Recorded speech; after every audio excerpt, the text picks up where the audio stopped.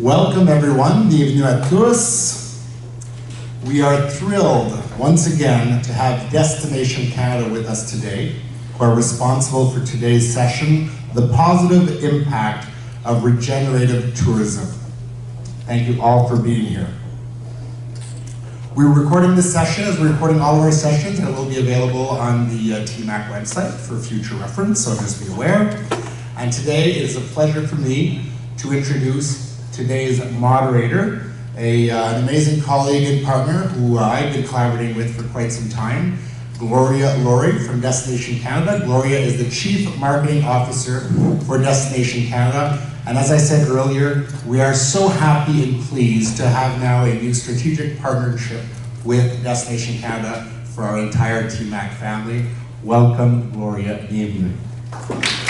Merci. Before I start, just on behalf of all of us who have come from all over Turtle Island, I want to acknowledge that we are in Mi'kma'ki, the unceded ancestral territory of the Mi'kmaq. And I say this as an act of reconciliation, and I also say this as an act of my personal commitment to reconciliation. And I think we're actually going to talk a little bit about reconciliation with people and land as part of our topic today. What I wanted to do before I start is thank the co-chairs, Pam Wambach and Guy Thériault, indeed old colleagues and friends, for having us here. And to Donna Hatt, I don't know if she's in here, but boy, she's been running around making everyone happy. So thank you for having us.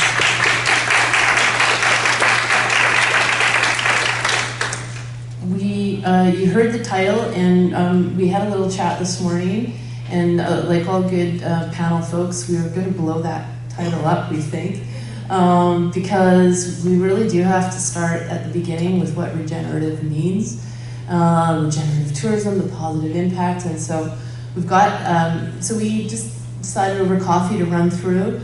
After 2 hours, we realized we have more than enough to say. We will leave time to ask questions from the floor. This is a big, important area of discussion, and it's not just a topic.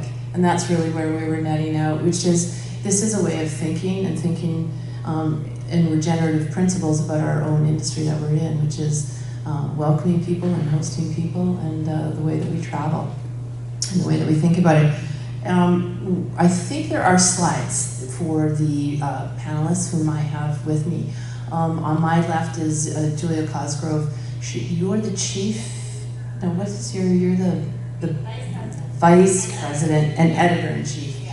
I've known Julia a long time, before she had her daughters, and working for a farm magazine, they've always stood for travel as a force of good, and I would say that must have been prescient when the magazine started, almost in the sense of it really wasn't germane or the main area of discussion in tourism. And then we also have contributing writers both from Skift and from Nat Geo. So we have Corey and we have Lily, and they are both, I'm probably just destroying the slides here in the way that I talk. But what we agreed was that I wouldn't read their CVs. They're probably very well known to you in the work that they do. And I would just genuinely want to thank you for making the time to be here today. There's a lot going on in the world. And the fact that you are here making the time, we appreciate. In particular, we're thrilled that the three of you agreed to come all together because of the work that you do, whether it's your editing or your assigning the stories or the writing, and the way that people like you really, like I complimented you 3 times now for kicking us in the arse, right? In terms of asking destination management organizations to take responsibility and not just do some greenwashing or some marketing without understanding if that's truly what a community wants to do in terms of hosting and welcoming guests. And I think that's been an incredibly wonderful gift in the last 2 years, which is to truly understand what our communities want, and understanding that and starting there. Hopefully we won't lose our communities in that sense. I will say just quickly, for Destination Canada, this means us rebalancing our marketing efforts with our understanding of destination development. And today is just one more act forward to put the discussion on the table. And we hope, boy, our discussion today got messy and sad and then hopeful. and also helpful. And that's what we'd like to be today, is helpful in terms of how do we tell the right stories that will help move positive action forward. So that's enough of the info and intro, I think. What I'd like to do is we're gonna open and discuss, and probably you'll watch me stop moderating and it'll just turn into a good old chinwag. But really, we wanted to open and start with the idea of regenerative tourism, or what does that really mean, and break it down, because it's said a lot.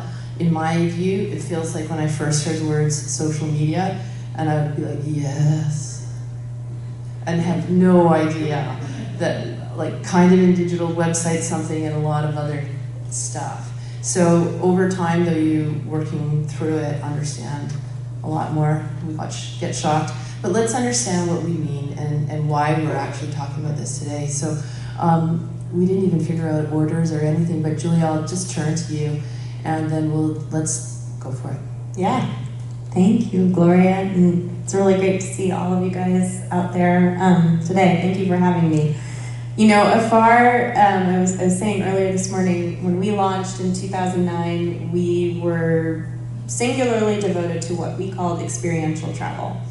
And we defined that as sort of what it wasn't. It wasn't escapist, it wasn't sort of sightseeing-based travel where you're going as fast as you can on the tour bus, ticking things off your bucket list, and not really connecting more deeply with the place and the people who live there.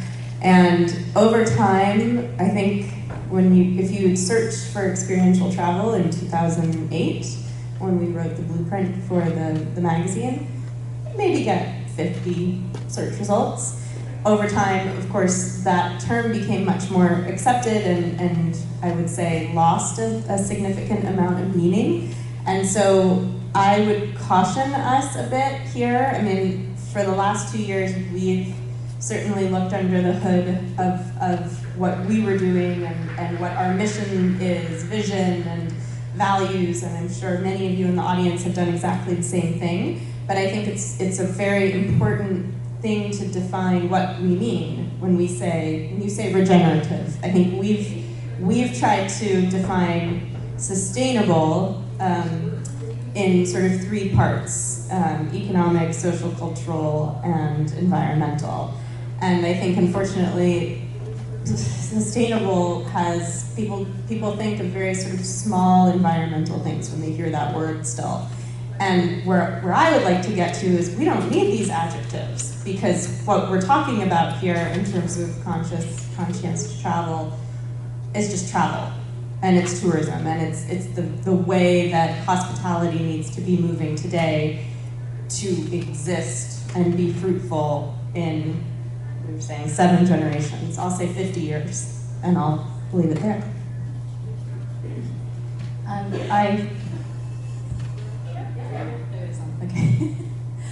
Gloria, thank you so much and Desmond for having me here today. I'm very excited to talk about this topic I've been passionate about for years. When it comes to regenerative tourism, I'm with Julia in that I really don't love jargon, and I think that this industry tends to hide behind jargon, and a lot of people don't really understand what words mean, and then the greenwashing begins. And that's what we've seen with sustainability, is there are still people today who are not sure what that involves.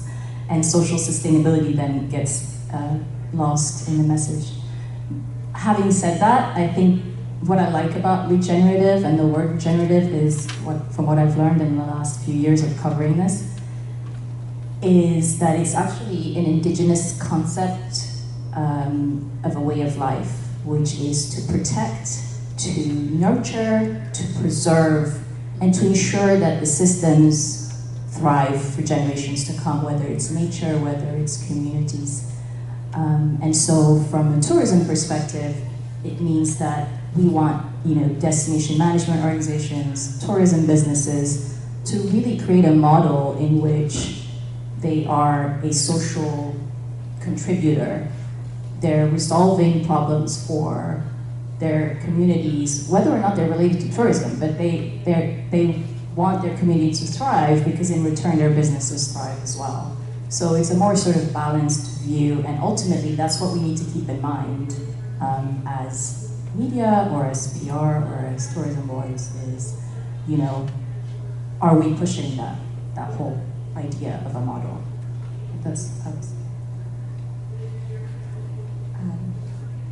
Thank you so much. And before I start, thank you, Gloria. Thank you, Destination Canada. Thank you, Canada, for inviting me here.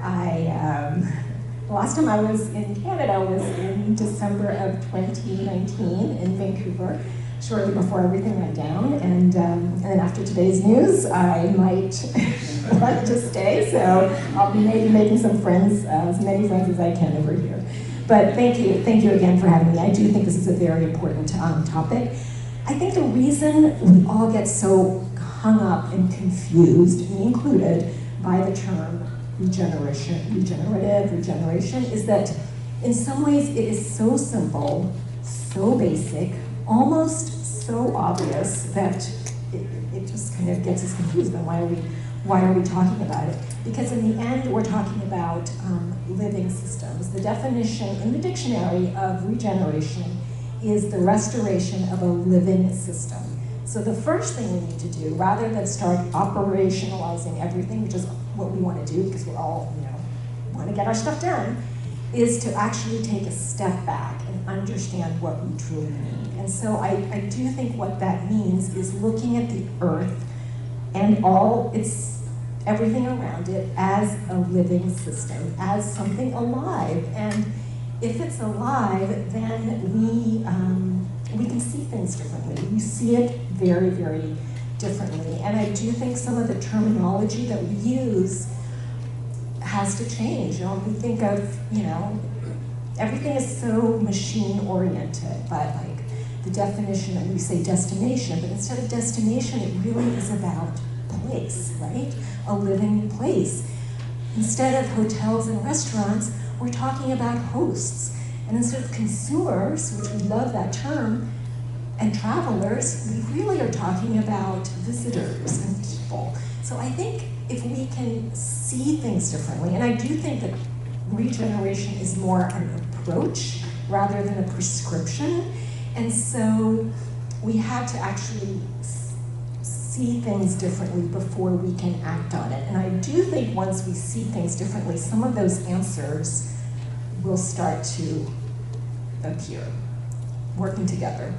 So we're going to dig into some examples that we were discussing today, but I'm going to stick with the academic for a second, because one of the things that we discussed is for a long time our sector or our industry was measured by dollars, warheads and beds, and I think there were some other impacts that we'd like to see. Lily, I'm going to get you to start, because there are other areas that we need to see. If we understand the thriving system better, it will start to come to life, and if we think of that, then we can start tipping into some of those examples we talked about.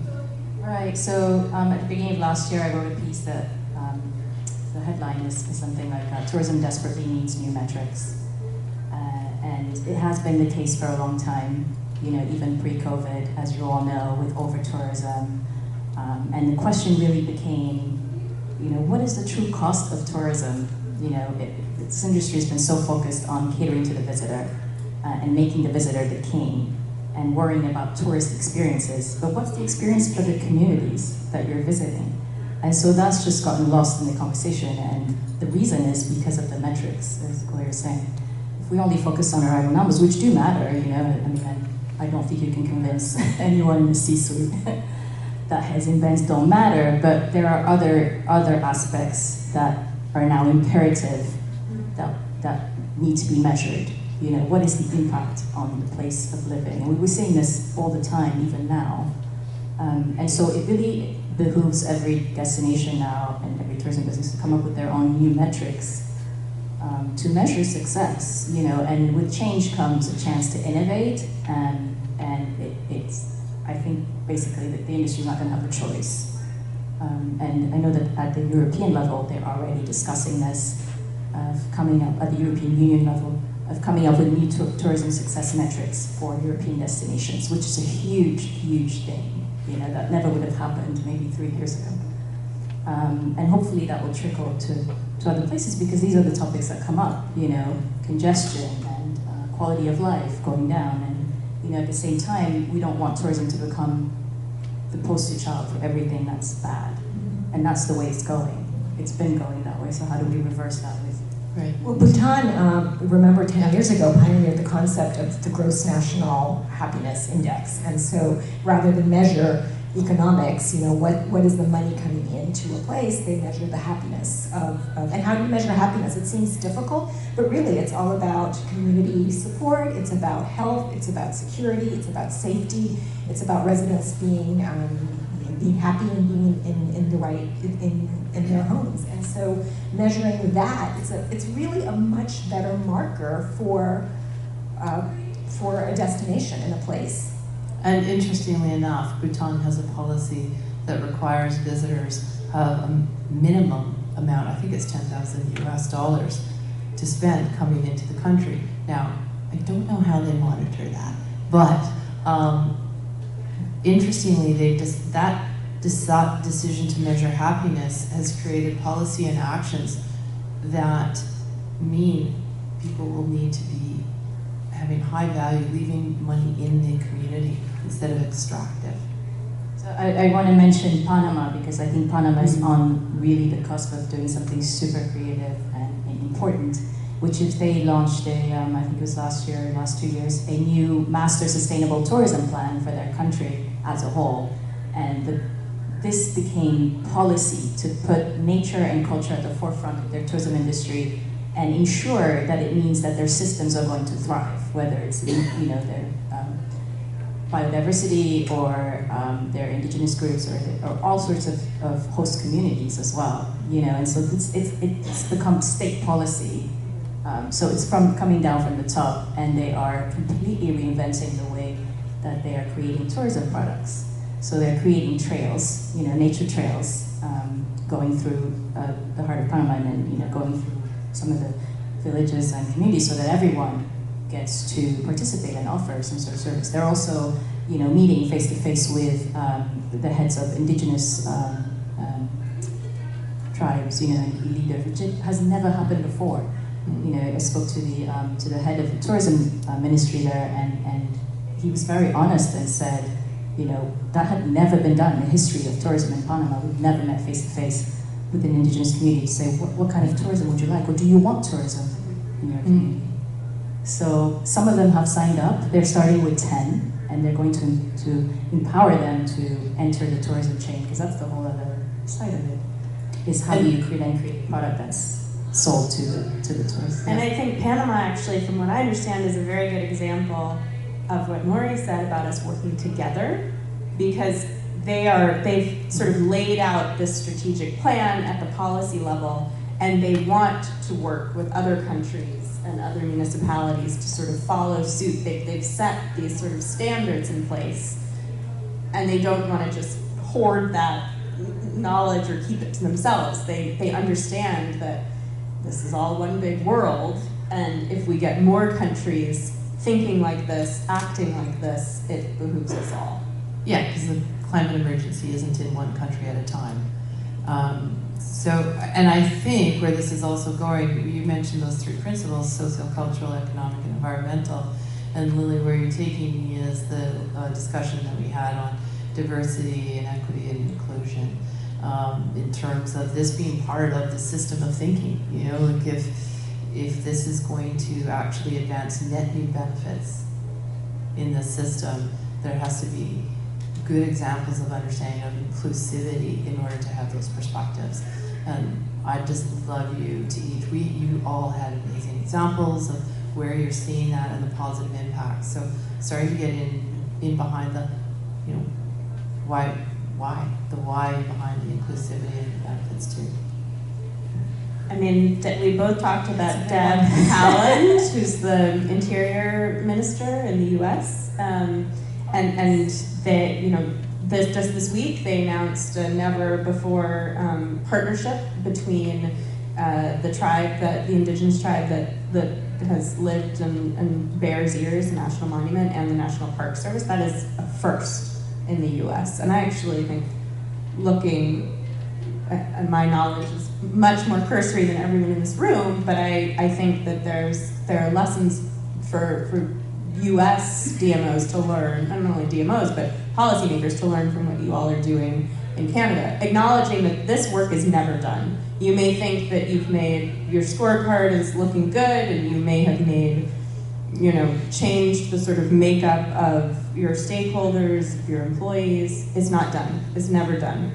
And it is up to each individual, I believe, to sort of carry that with her every day. And go to bed thinking, have I done what I can do here, given whatever power or influence I hold? And every day you think about it. Yeah, I think it's gonna take all of the segments of tourism to really push behind this, whether it's the traveler or the destination or media, public relations. We're gonna have to be a lot more intentional and also collaborate more, among the different segments to not only understand where we want tourism to go, but what kind of tourism are we really responsible for pushing? Because we're all responsible in some way. We all have some sort of power, as Julia was saying. So, where does that lie? And why do we speak of diversity and equity and inclusion? It's not just about having a bunch of diverse faces on stage. It's really because we bring different perspectives, and those are the perspectives that are going to bring solutions to the table. It's all of us sitting around together and figuring this out. As simple as that sounds, sometimes that message gets lost because we think we're filling quotas or looking good, and it becomes a marketing gimmick. That's not what it is. It's the fact that we all have different perspectives and different ideas, and at this point, we're really desperate for innovation in the tourism industry. Personally, I think we need new ideas. We need bold leaders. We need people who are unafraid to get uncomfortable and tackle the issues. And media, that's where your power lies too, is to really hold the industry accountable and calling out what works and what doesn't and why, and with the sense of pushing the message forward that we need to build a new model for tourism globally. And that we're a part of that, and we have the power of the word, which I think is extremely powerful. So let's get into it, because in terms of the uncomfortable, we talked about hard stories, and one of the things in our world is we don't put out news releases about terrible things in our view, in our world. We started talking, how do you raise stories that are hard, and how do we tell more, and why? And we'll give the background to the hard stories, and then we'll touch on some. So there's a professor who's a scholar whose work I love, and actually she had a piece in the New York Times travel section this weekend about Eastern Maryland. Her name is Martha S. Jones, and she was hired by Hopkins to address that institution's hard histories. And anyway, you all need to go and look up her work. I think she's one of the most brilliant scholars working today. And I went to a talk of hers in Baltimore recently with a colleague who is working at UVA, and sort of interrogating Thomas Jefferson and his legacy, and Monticello, and all of these places that are magnets for tourists in Virginia. And listening to the dialogue between them, they were not, it is their life's work now to reveal what has been an overlooked history, an overlooked histories. And I think that is a role that DMOs, tourism boards, you guys have the power to do that, and you should be doing that. I think for so many years we've swept the sort of unseemly, horrific, tragic stories kind of under the rug, and I don't think that is the right tack. I spent yesterday, we all actually spent part of yesterday at the Black Loyalist Heritage Center. This is a history I'd never heard of. Fascinating and so well done.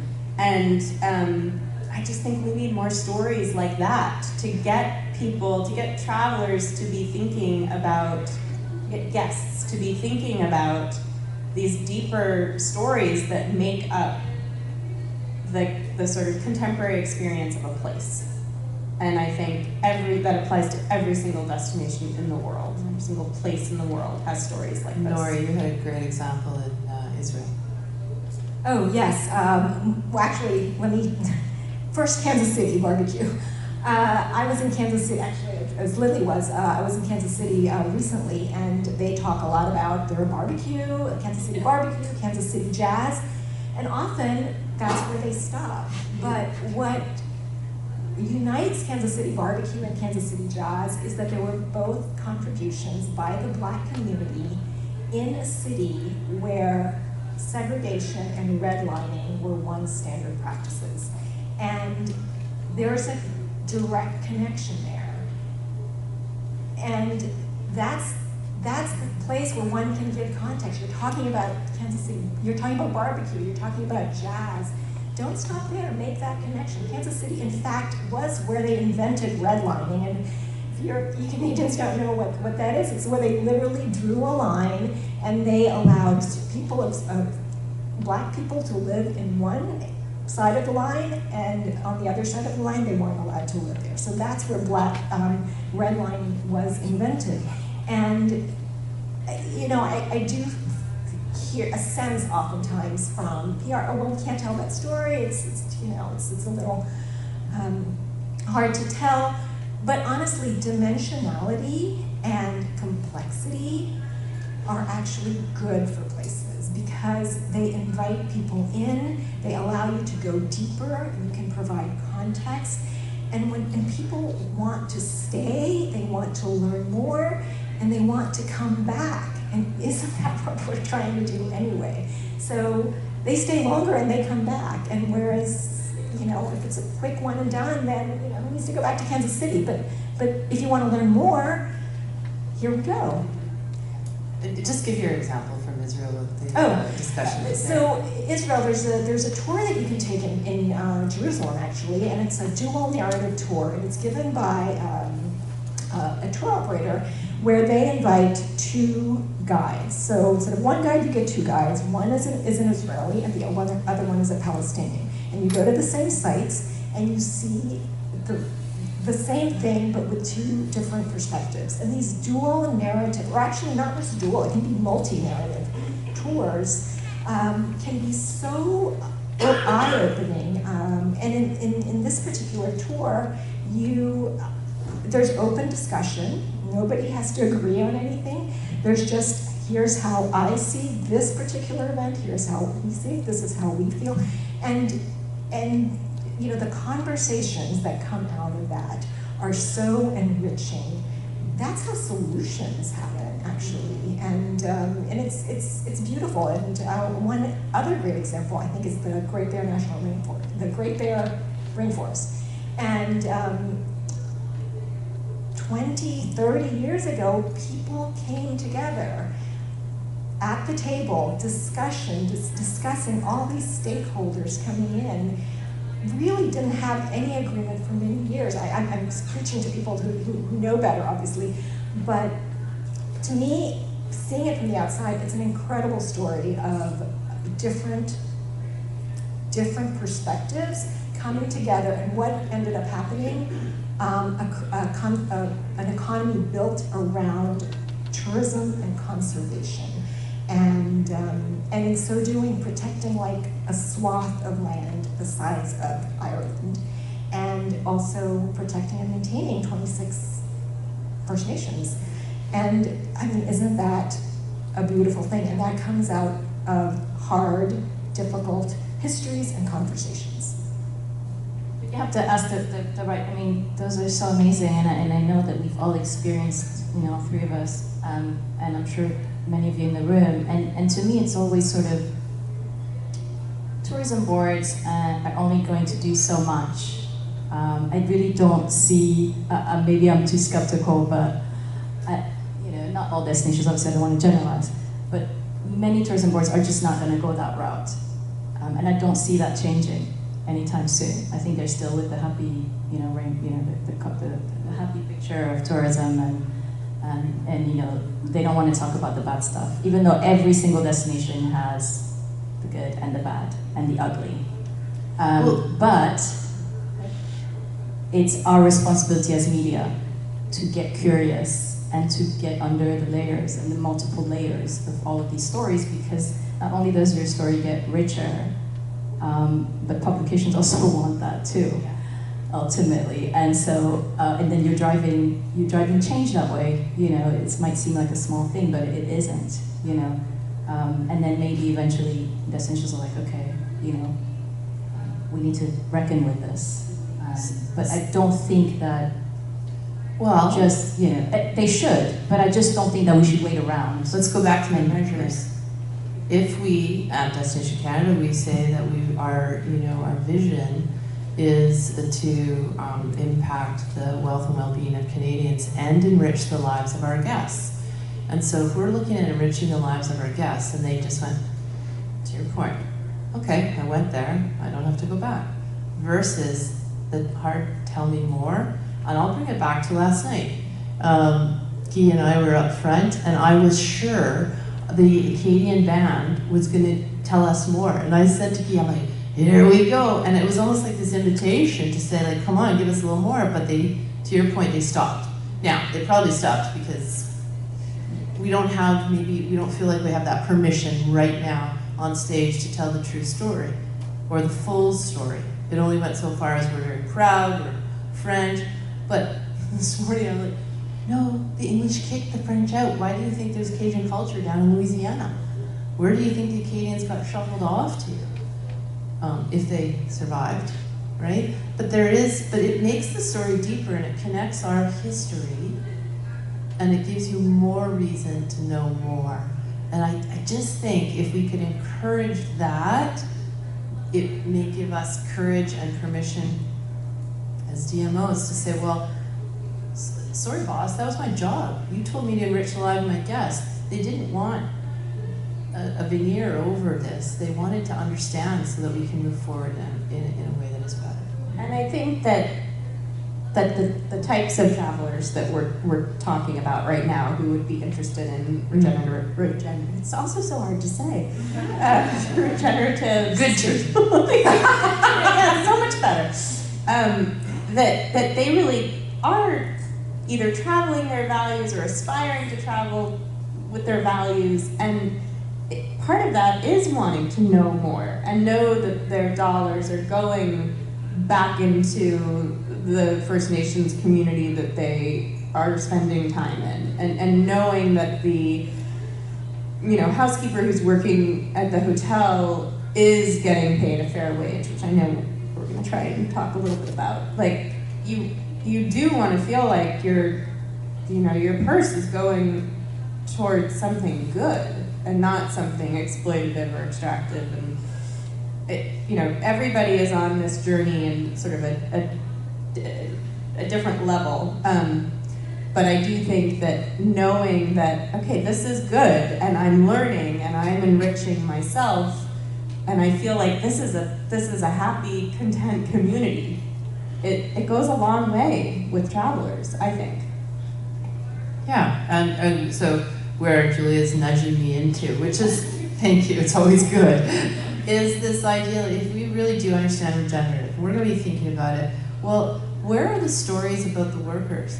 The only stories we tell right now is we don't have enough laborers, we don't have enough people to clean the rooms in our hotels, so therefore they're not full. Well, why don't we tell the story of fair living wage and use measures of fair living wage in our communities to keep youth in our communities or at home?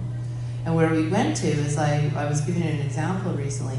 First of all, I need to credit my behavior to an amazing editor at Vanity Fair. Years ago, wrote a personal piece where she spent the day with a housekeeper.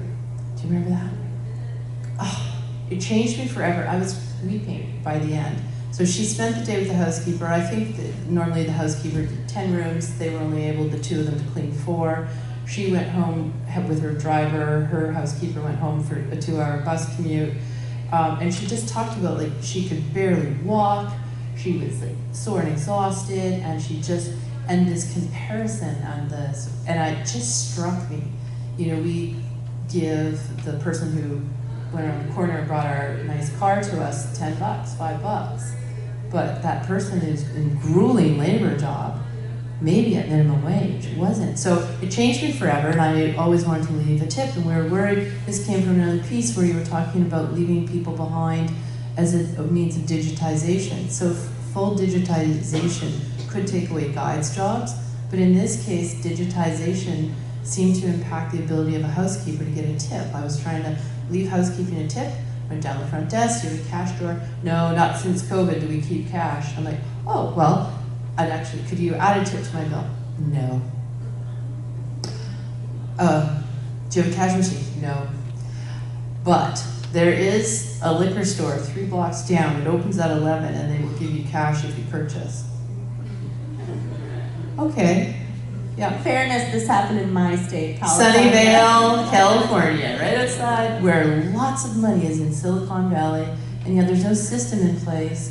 And we're talking about this crazy, it's an economic cost to the hotels if they don't have enough housekeepers. How can they have enough housekeepers if they're not thinking about them? You know, it shouldn't always be left to the traveler, right? Yeah, that's right. It shouldn't always be left to the traveler. And so this is where the issue, the problem, it's wonderful that you're doing that. And, you know, I'm going to start carrying a cash $5 bills because of you. But it shouldn't be left to people, you know, wonderful people like you. It should be systemized so that somebody else's housekeeper will also get that. And so, I mean, that falls to the industry, I think, to create some better systems, it's easy to digitize a tip. So, or pay them a living wage to begin with. I know that there are a lot of restaurants in New York and other places that have actually changed, and you gave an example earlier, changed their entire system so that they're doing that. So I think taking out some of the choices for a traveler, because we've got our changing our money, we've got, you know, all the stuff that we have to worry about. If you take some of those options away, it actually will make for a much better experience for everybody. So I do think some of it falls into the hands of the industry, and then beyond that, probably falls into the hands of government. Some of these things that, you know, it also shouldn't just fall to the industry to deal with the issues of climate change. I mean, some of that needs to be kind of on the legislation, you know, block. I'm looking at you, Lily. Are you burning with something? 100 thoughts. You know, I'm based in I work remotely from the Caribbean, from the Dominican Republic, which is, you know, tourism central, and I see so many inequities in the way that tourism is built and the way that tourism continues. And then I also see really good examples of people who are truly doing amazing things. I mean, there's this, for example, Tobagua Eco Lodge in Puerto Plata, which is actually owned by a Canadian who is married to a Dominican and has been there for over 30 years, speaks Spanish better than any Dominican, you know, super immersed. And what he's built is essentially an ecosystem around his lodge where it doesn't just benefit him, you know, he's got local tour guides from the surrounding village, which is called Tobagua, you know, and this guide, for example, will take you on a hike, you know, through the village where you get to meet all of his neighbors that he's known since he was a kid, you know, and you get to see their lifestyle and hear their stories, and then you end up at just a stunning waterfall that no one knows about, you know, and no one's there. And it's just experiences like that. And it's the antithesis of how resorts were dreamed up. Absolutely. Of trying to keep them right in the walls. And his whole life mission has been that, to show that there's another side to the destination that is not staying in four walls, that doesn't represent the Dominican Republic.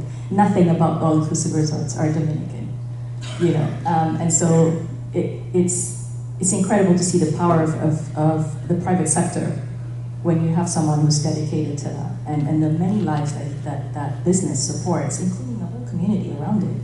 And so, you know, he's never had any trouble because he's part of their living system, and he's integrated them into it. And so it really isn't that complicated. Sometimes we want to complicate what good tourism is. And it isn't. It just really takes figuring out a system that benefits everyone.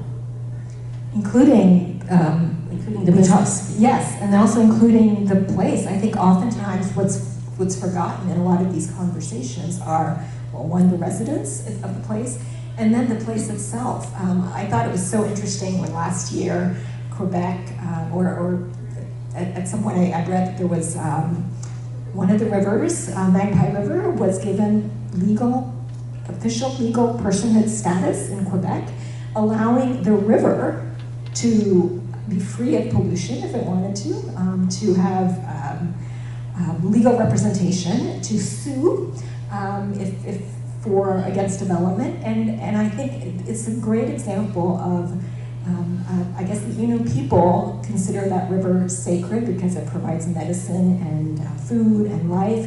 And I'm thinking that's not even a metaphor. That's actually, it does provide food and medicine and life. I mean, it literally is a living thing. And so I think if we remember that in our conversations, so make sure that the place has a voice. And this is exactly what we're talking about. It's these systems where everybody, the community has a say, visitors have a say, the industry. Industry is important. You know, we don't want to bash industry here. Industry has a say, but everybody, you know, all these intersecting communities in this beautiful Venn diagram of it's Zen as well, but in the middle there, you're Zen. So, and Nora, you used this, I'm still thinking about it, this phrase this morning called cathedral thinking. And it's a really beautiful phrase, I think, but oftentimes, I mean, even sort of, I'd say despite the last 2 years of like the time we spent looking under the hood, I'm sure many of you in the audience spent looking under the hood, we just kind of get back into our ways of thinking and doing things. And, you know, I know for PR people out there, like it's a lot easier to send a templated press release than actually stop and put the time in and think, oh, I haven't really considered pitching this person in this community before, but actually this publication might pique their interest. And I know it's easier to do the template, I get it. But thinking more expansively, thinking more intentionally about some of these big, thorny, heady issues and how they apply to your day-to-day life, I mean, that makes life worth living. I agree. There's a lot of automation in the industry because we're all overworked, because we're all busy, there's no time, you know, et cetera, et cetera. But I think it's time for us to remove all the excuses and really decide what it is that we stand for. So just as consumers, I mean, all the surveys are showing how consumers are really leaning into their values and purposes to spend the money where they, you know, in what they believe in. We have to be the same way as well as part of the industry. You know, every little detail, every little client, every little pitch that you send has to be something you truly understand, you know, and believe in. So like we get, I get flooded with press releases at Skift, and we're super skeptical. Like that's our thing, you know. We immediately spot what's greenwashing. Is it happening now? Okay, come back to me when it's actually happening. Yeah. And so our editor-in-chief is super skeptical. I should learn that from him too, as far as like, you know, Well, give your CEO example. Yeah, oh yeah.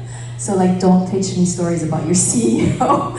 I mean, literally I'll get press releases where they're pitching the CEO of a company because they've done this for this community and they're, you know, saviors. And I you know, it really baffles me because what I want to know about is that community that they're working with. You know, what are they saying? What are their stories? I want to hear that voice, you know. Even readers, you know, readers don't want to read about another CEO. They want to connect. They're looking for that connection, and that's what travel is, right? It's people-to-people connection. Even if it's from a trade perspective or a business perspective, we want to know how you've changed tourism for the better, and that comes from showing us human stories.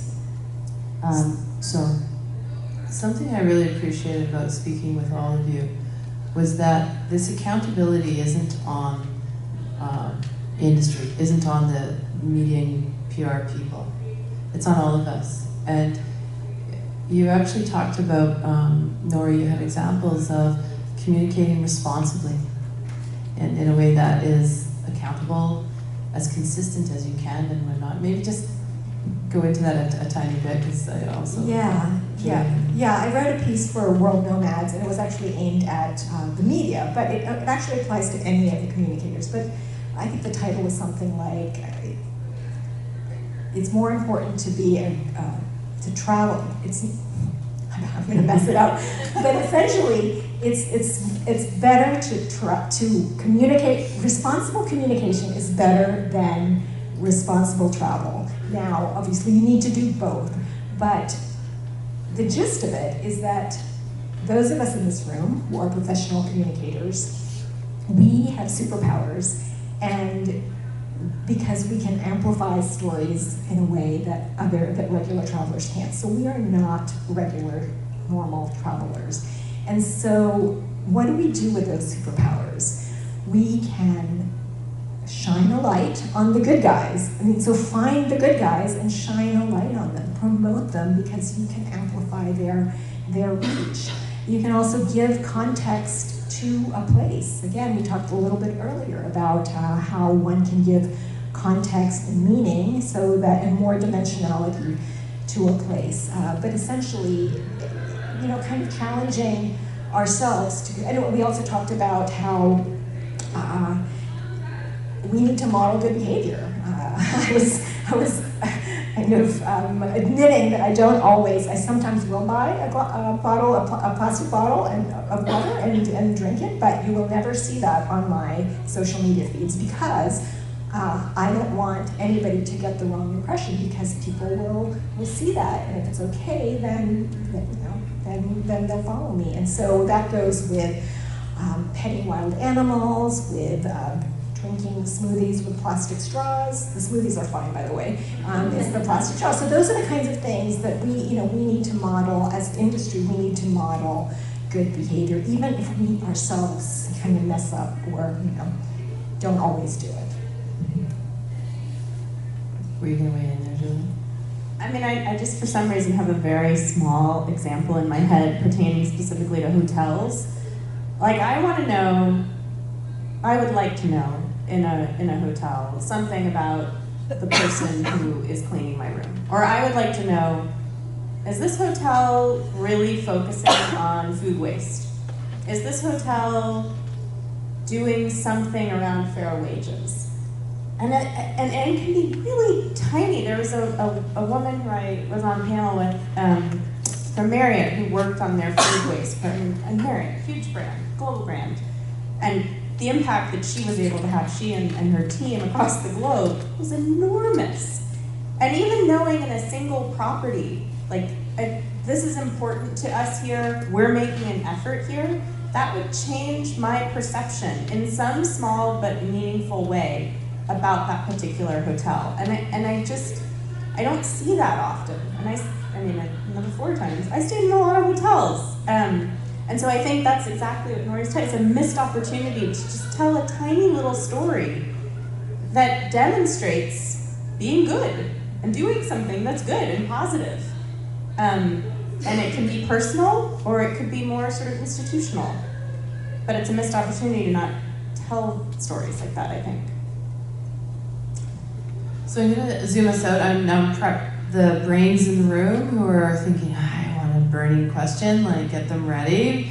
We are going to make time for it, but we're going to do some book recos, but I do want to have a question for everyone as well. And it came from the title of one of the stories that Nori wrote. And the title was a question saying, should some of the world's endangered places be off limits? Very good article, I recommend you read it. And it ends with another question, which was posed by a UK-based Travel Foundation nonprofit president, I guess, Nori, Jeremy Sampson. And he asked, the question should be, how can travel be used as a tool to solve these global problems? So are these problems one of environment, cultural loss, inequities, a lack of inclusion, lack of access? And if that's the question, I would ask it to you in terms of how can, where have you seen travel being used as a force of good that comes to mind that we haven't talked to? Should I start? Yeah. Yeah, and I think that question, to preface that question, everybody's asking, how can we make travel more sustainable? And Jeremy was like, that's the wrong question. It's how can travel be used as a tool to solve the world's biggest problems? And when you ask the question that way, free-framed, all of a sudden, travel doesn't become like the bad guy that's always doing all this bad stuff. It actually becomes, there's the potential for travel to actually be the solution to some of these problems. And so, nobody really has the answer, but that question, I think, opens up so many things. And one of the examples that I will give is that I was in Colombia not so long ago, and I met a tour operator, a birding tour operator, who was a local birding operator who, working with the community and at the invitation of the local community, came up with a program where they trained ex-FARC guerrillas. So these are people who formerly were kind of marauding in the forest. Now they knew the forest really well, which was the key. They knew the forest really well, but they were retrained. They dropped their arms and picked up binoculars, and these people became the bird watching guides. And so as a traveler, buying into that, I would be helping to support these people, these people with positive and dignified livelihoods that depend on the continued conservation of the natural resources. So it is, and also healing all these, wounds driven by years of decades, really, of civil war.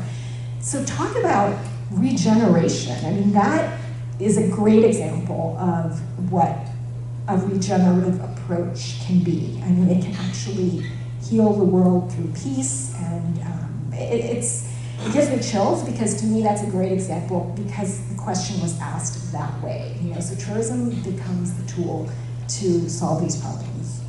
And do I have time for one other example? The Torngat's Mountains National Park and the base camp. I was there with Guy, actually, a few years ago. And to me, these different communities, we have, the travelers came at the invitation of the Inuit, working with Parks Canada. So you've got those communities there. The money that we brought in also supported these programs that brought in Inuit elders and Inuit youth in a program that helped kind of intergenerational healing. These are people who came in, the elders came in because they'd been stripped away from their land years and years ago, and so they're now coming in to kind of revisit the land and do that. And then the youth are coming in to possibly see this land that they had never seen, possibly for the first time. And then there's this other community of scientists who are studying, who are also staying in this base camp of about 50 people, who are there studying kind of the world's oldest rocks. The oldest rocks in the world, are in the Torngats. And then people studying polar bears. And so you have this amazing community of people where, 2 and 2 and 2, doesn't equal 6 or 4. It equals so much more. And so to me, it's another beautiful bright spot. Is it perfect? I don't want to over-romanticize anything. I'm sure there are issues with how some of the things are being done, but to me it's a bright spot, and to me it's an example of how one can approach these types of issues. I agree with a lot of what Nori said. For me, my favorite experiences have always been what they call community-based tourism, which is basically whether you're lodging or just having a tour, but it's community-led and it's community-owned. It's unfortunate that it's become sort of like a niche term, because to me that really is what tourism is. It's me going to a place and being led by locals. And they own the business. I know my money is going directly into their business. There's no leakage. You know, the money stays in the country and in their business, and they're able to thrive. You know, so there's a riverside lodge in the mountains of the Dominican Republic in the center of the country near Jarabacoa, and it's a women-owned, family-owned 10-cabin, you know, riverside lodge.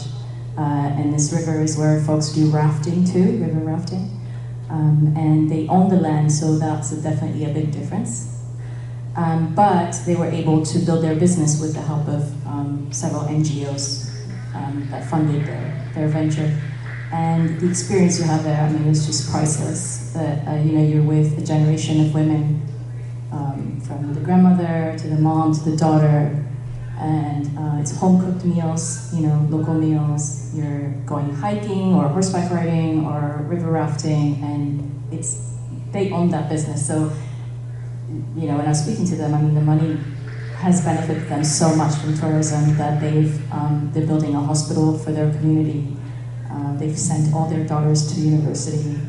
And that's, I mean, think about the generational change there, you know, and that's all from tourism. But again, when the NGOs are gone, you know, they're on their own, because that's not what mass tourism supports. And so, you know, there are gaps there, you know, and destinations, many destinations around the world have failed their own communities because they don't support those kinds of businesses. They're busy catering to the big guys with the big money, you know.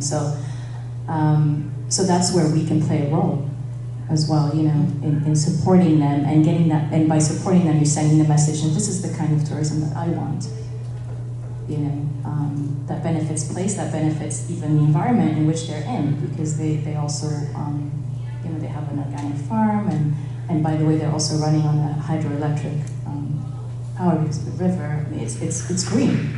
It's green, and it's this village in the middle of the Dominican Republic, right? Which you wouldn't expect. They're greener than like the fanciest resort in Punta Cana. So these are the things that like we need to think about and decide, well, what do I want to be a part of?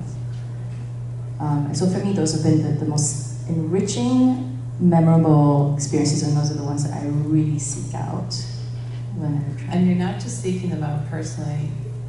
You all told me these are the stories you're seeking. And those kinds of connections into story. And I really appreciated you were also saying, you know, you can tell me something that's not perfect yet and ask questions back, and we can maybe figure this out. Like, you don't have to land me with the baked, there's this beautiful polished jewel. It's this thing, because living systems change and adapt. And so I say that as encouragement. Like, you know, we often, man, we just try to get that perfect headline, the best lead, the right, you know, 30 perfectly in the middle at the bottom. And, you know, like, it's just more, maybe you have a burning question. And I just really, you could hear their values, and it was, I think you would welcome a strong, powerful question over the templates. And anyways, I just really appreciated when you said that. Julia, do you have a? I guess I don't know why I'm sticking on institutions today, but I will say, I guess because I think that the future is in these sort of public policy, private partnerships. I really do. Which if you'd asked me that 25 years ago, I would say, no, the government's not going to change anything. I don't agree with that anymore. But I'm thinking of a couple of different institutions that I've either visited or I've wanted to visit for a long time. I was in Munich about 2 months ago, and I told the tourism board that I wanted to learn more about Jewish history and culture in Munich, in the birthplace of the Nazi Party. And I took this amazing walking tour with a guide, just one-on-one, and we went deep. We went into queer history, we went into Jewish history from hundreds of years ago, 1919 to 1945. We went into a new synagogue that was opened in 2006 or 2008. And it was, I had always just personally I didn't know how to approach Germany, honestly. And it transformed the way I sort of thought about that place. And I ended my trip getting COVID, but before that... you also wrote about it. Yeah. I went to the National Democratic Socialism Archive, and you go to the 4th floor of this institution, and it's a museum, but it's an experience. Don't quite know how to describe it yet, and I'm going to write about it when I can sit and get all the swirling thoughts out of my head. You start on the 4th floor in 1919, and you make your way down to the ground floor up to 1950, like post-war.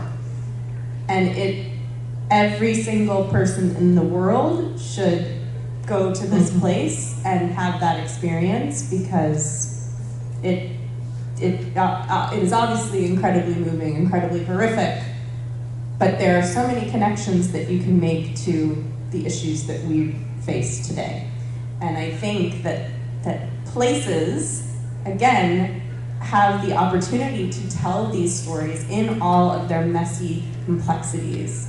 And it does make you, you as a traveler, you as a human, it makes you more informed for your present and future. And I would add the Smithsonian National African American Museum, I would add the Equal Justice Initiative, a couple of museums and institutes in Alabama.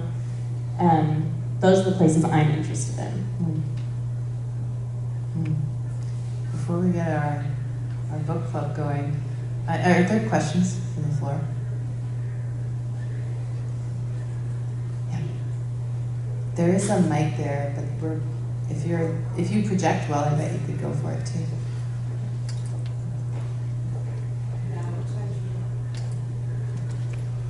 Hi. First, a huge thank you for all of this. It's my first TMAC, and I was wondering if it was a good idea to come or not, and finally, for sure it was, just to hear that kind of thoughts that I've been working on for so long. These are a lot of topics that I'm really interested in, but after hearing all of that, there's always one question that popped in my head about the white savior syndromes. You've heard about it for sure, and I think sometimes the line is very thin between it, so how to know if it's good tourism or if it's just something that you want to make feel good, or you know what I mean? Like, it's so tricky. So what would be your answer? You talked about all of that white savior things that sometimes kind of influence so many things. Can I take that? Yeah, I would say Lily also gave you a hint earlier, saying she wants to hear from those who are saved, not the savior. But Noria? Well, I think equal partnership. It's got to be on an equal level. So the white savior syndrome, I also heard like white savior Barbie syndrome is at its base, it's looking down. It's like, I know the best for you, therefore I will give you what I think you need, whether that's money, blah, blah, blah. And so it has to come from an equal level of partnership. And I think that's how you avoid this syndrome. You made me think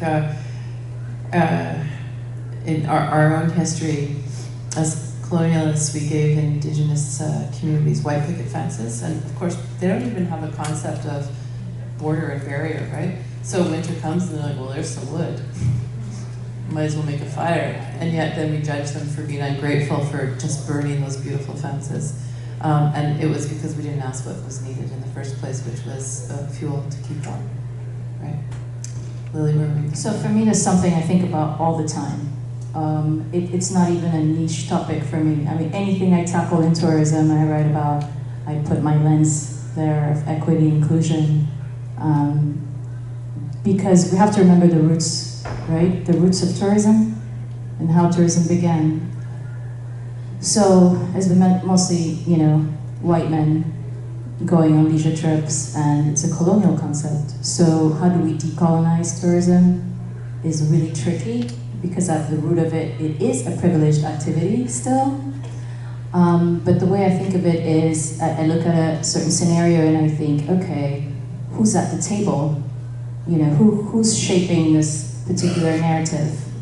And am I seeing the different voices represented, or whose voice isn't represented here? Whose voice is missing from this thing that you're pitching me, or from the narrative that I'm reading, or, you know, even when I'm writing a story, I think, okay, am I missing anyone in this narrative, and who has designed this experience? Because you'll find a lot of culture washing, you know, in tours, even with tour operators. I remember this one example in Puerto Rico. I wanted to experience the Afro Puerto Rican side, which you don't really hear about that much, right? If you go to San Juan, no one tells you about it. But it's there, and it's right outside, and it's Loíza. And there's a community center there. It's incredible, with this community leader who's been there for years and teaches bomba workshops and bomba classes. But before she teaches you the class, she gives you a history lesson and an equity lesson in why it's important for you to know about Afro Puerto Rico. So you don't just get into the dancing part of it now. You have to first listen to her and listen to the issues of the community, and it just makes it actually a lot more valuable, interesting to you too.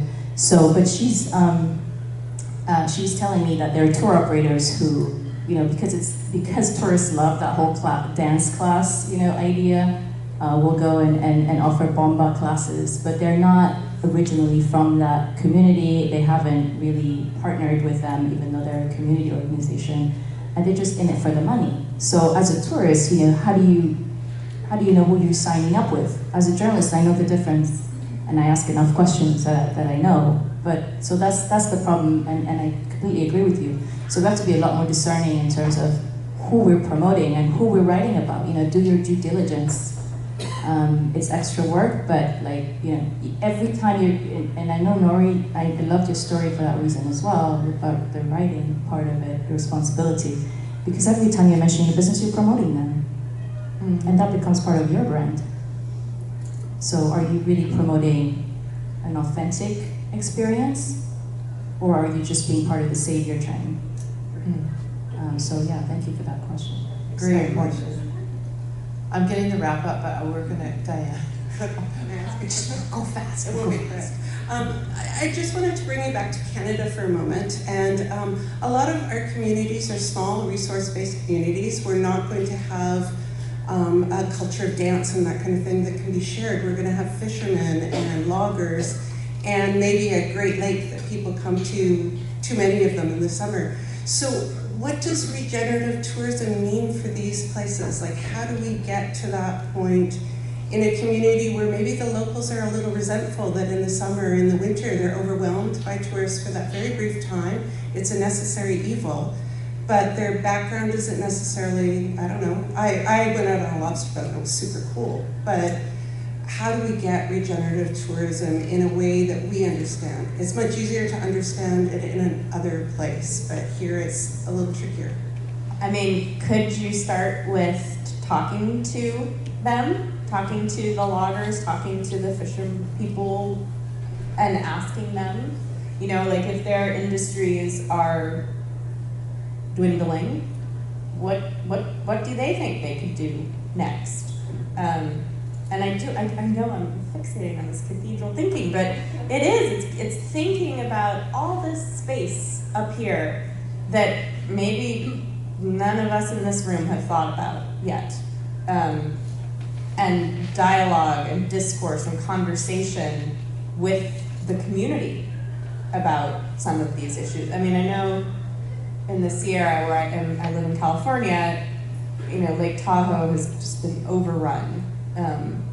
And the locals generally are just so resentful of travelers and the travel industry and Airbnb and all of it, because, you know, they're ruining trails, they're dumping their trash, they're hurting the wildlife, graffitiing, and it just sounds awful. And what's happening there is the community is working together to try to come up with a strategic plan for how they would want to welcome travelers. And I don't know what they're going to come up with, but it's so good on them, I think, to take that initiative and then try and work with government policymakers to put it into some kind of action. And it may mean limiting visitation. It may mean saying, don't come to Lake Tahoe in July, go to somewhere else, you know, that nobody goes to. I mean, that's the thing. People are just such sheeple sometimes about going to the same places when, you know, we've got Canada's vast. And if you could spread out that visitation, that has to benefit more communities. It just does, I think. Don't know if I answered your question, but talk to the people. But I liked the answer. Okay, very quickly before we thank you. I love the artist JR, if you're familiar with him. He does huge photograph-based works that are often seen from space or the sky, in the Ukraine, the border of Mexico and the US, and a high security prison in California.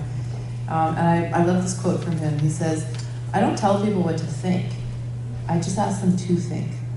And so maybe give us a book reco that's really made you think lately, or help to go, this has informed my thinking. Nori, I know you're primed for this, so. Well, this book is for you, Julia. It's called, for anybody else, it's called The Good Ancestor, and it's by Roman Zarek. And he talks exactly about this idea of deep future, looking not just one generation ahead, 2 generations ahead, 7 generations ahead. This is actually, you know, not a new idea, but it's how to think, how to break away from our short-term thinking, which is our default thinking. And so he talks about, you know, cathedral thinking. He talks about kind of deep space time. He even talks about, you know, examples in real life of people and organizations that are actually focused, you know, generations and generations ahead. There's some seed banks that are, you know, that are supposed to be the starting point of new life, should there be an apocalypse. And so these are really interesting things to look at. And the idea of cathedral thinking, by the way, is not just looking ahead and trying to make decisions based on 7 generations ahead. It's actually putting programs in place, working on something now that you know you will never live to see the fruits of. And so could you imagine us working on co-creating things that we start now that we know we'll never really even see, but our progeny, you know, our children, our grandchildren's grandchildren may see that future. And so actually, I will say that Canada is a great example in many, many ways. I see many, many wonderful bright lights of regeneration, and not just in remote places like the Torngas, but I see it in Halifax. I see it in many places, and I think we just need to shine the light on that, and then do some co-creation, do some conversation, and come up with some other great ideas that we can kind of build a cathedral together. So now you know why our half-hour breakfast went to 2 hours. But anyway, we just couldn't stop. Really. Yeah, so I want to recommend Waking the Sleeping Giant by Jake Keel.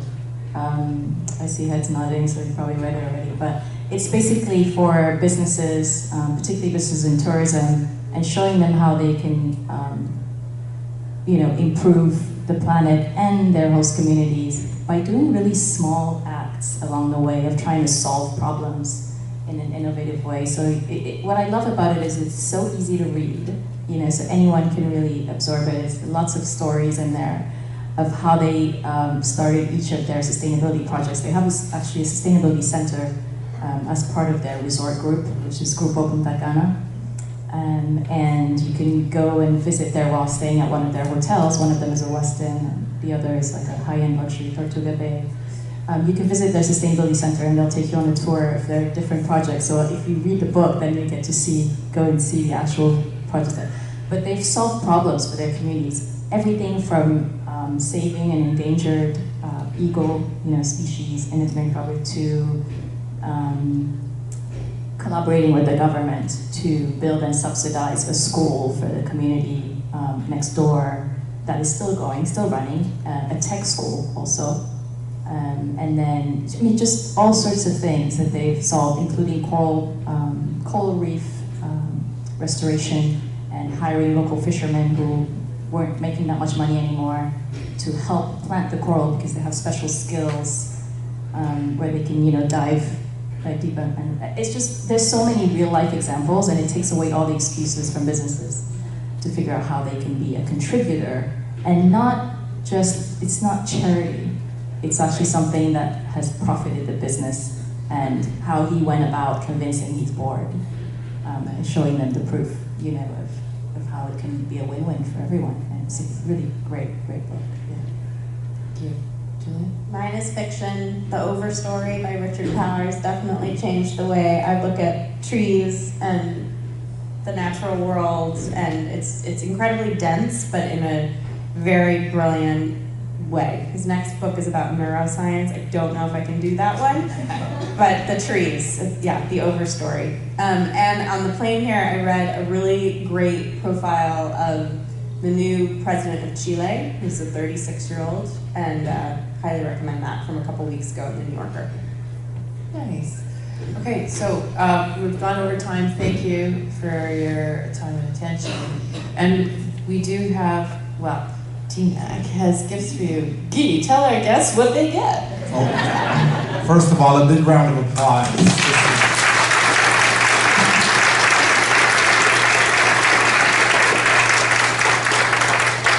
So, Nori, Lily, Julia, and Gloria, thank you for your time, but thank you for your presence. This was a very good session, so we appreciate and value the fact that you took time out to join us here in Yarmouth. And on behalf of the PD committee and the co-chairs and everyone at TMAC, we have 3 wonderful gifts from Taste of Nova Scotia for the 2 of you that will be presented by Pam and by Gloria. Thank you. And while we're doing these gifts, just a few housekeeping here.